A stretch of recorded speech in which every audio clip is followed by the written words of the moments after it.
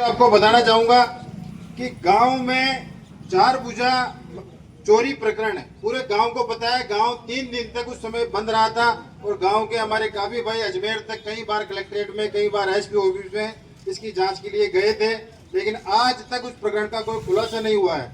4 भुजा मंदिर किसी का निजी मंदिर नहीं है, ये गाँव का 200 साल पुराना मंदिर है और ये सभी ग्रामवासियों का मंदिर है। ये गाँव की धरोहर है। इस गाँव के मंदिर में जो चोरी हुई है, क्या क्या चीज चोरी हुई है, या सोना चांदी कितना चोरी हुआ है, सारी चीज गांव के सामने खुलासा होनी चाहिए और चोरों का भी गांव के सामने खुलासा होना चाहिए कि किन्होंने चोरी करी है। दूसरी बात साथियों, नगर पालिका सावर में पुराने रिकॉर्ड के आधार पर 40 दुकानें हैं। अभी दुकानों को हम देख रहे हैं। फिलहाल जो ईओ साहब के ने बताया उस हिसाब से रिकॉर्ड में 30 दुकानें हैं। मुझे लगता है कि ये 10 दुकानें भी जैसे ग्राम पंचायत की पार्टियां बेची गई है उसी तरीके से बेच दी गई है। मैं प्रशासन से मांग करता हूं कि दुकानों की स्पष्ट जांच हो। कितनी दुकानें ग्राम पंचायत में हैं, कितनी दुकानें बिक गई है, कितनी दुकानें ग्राम पंचायत के पास है, क्योंकि दुकानें ग्राम पंचायत की नहीं, संपूर्ण सावर वासियों की दुकानें हैं। ये पूरे गांव की प्रॉपर्टी है। और सावर में आपको पता होगा गौशाला के नाम पे जो चोट वसूली हुई, मैंने मेरी आंखों से देखा है साथियों। बजरी की गाड़ियां जो लक्ष्मीपुरा रोड से आती थी, मैंने मेरी आंखों से देखा पर गाड़ी से 200 रुपए, 300 रुपए, 500 रुपए।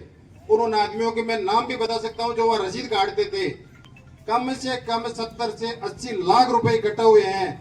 वो पैसा कौन के नाम से, जो वो पैसा किसी वो पूरी प्लानिंग है उस 50 वो गौशाला की जमीन। और अगर गौशाला की जमीन है तो गौशाला और जात पर सावर में कोई टेगा, आज एक टेग है। मैं ईओ साहब से अगर कागजात वैलिड है, पार्टियों को आड़े हसर किया जाए। और मैं प्रशासन से कि जो भी सार्वजनिक संपत्ति है सुपुर्द की जाए, पूरा रिकॉर्ड चेक करके। जो उनको मैं कहना चाहूंगा, मासूम लोग हैं जिन्होंने अपने लाखों रुपए जोड़े हैं, इस सैकड़ों लोगों से साथ साथ आटा नहीं आएगा, इन लोगों की बताया जाए, नहीं तो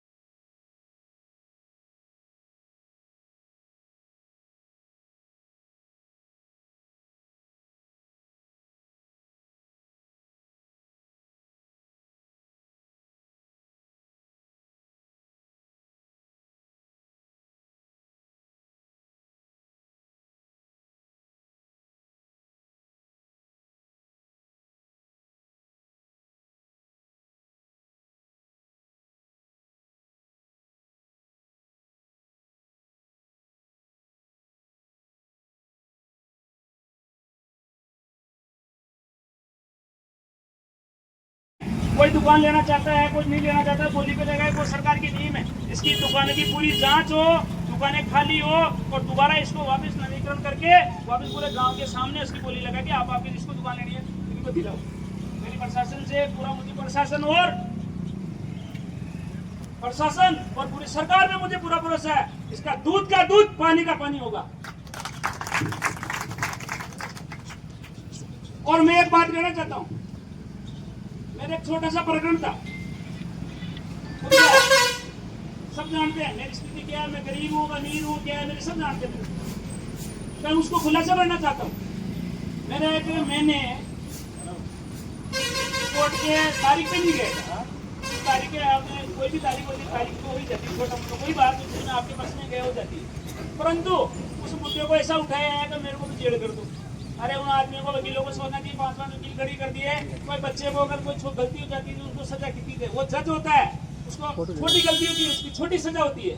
पर उनको तो ऐसा बताया उसको जेल पर भेज दो। उन्होंने ऐसा, पर जज साहब समझते हैं कि भाई ये छोटी गलती भी इतना बड़ा बात क्यों कर रहे हैं। उनके सामने पेश कर दिए कागज के, उधर घूम रहा है। और मेरे को उसको मामले का मालूम नहीं था, मेरे सोशल मीडिया से मुझे मालूम चला कि मेरी बात हो गई, तो मैं तुरंत जाके सरेंडर हो गया।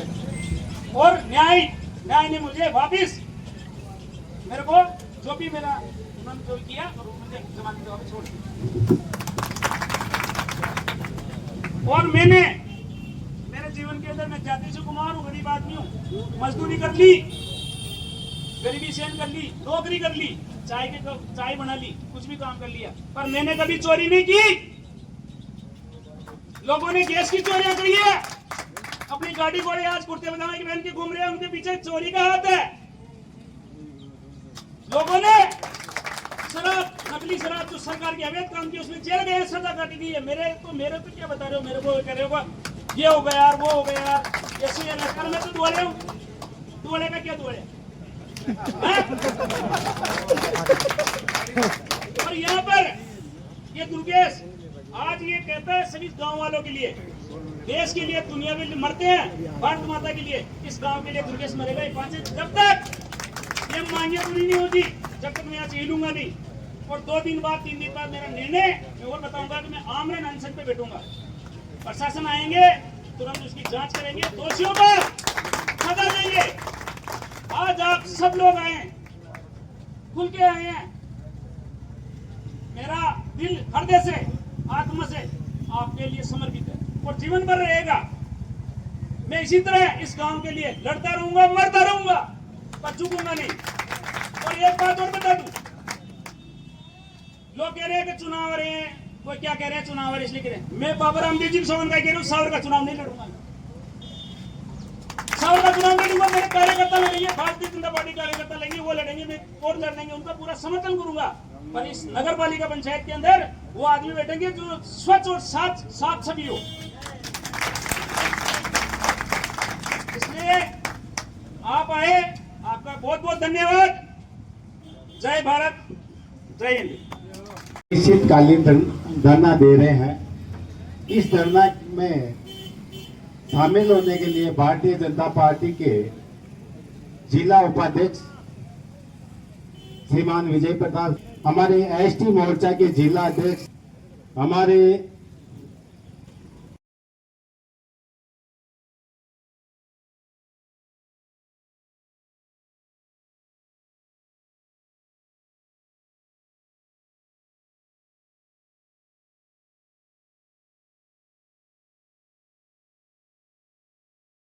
कहीं भी आग लग जाती है, कहीं रोड पे लग जाती है, कहीं बाड़े में लग जाती है, बेचारे उसका भी सरकार प्रशासन उसका जांच करके उसका बताते हैं कि किस कारण से इसमें आग लगी।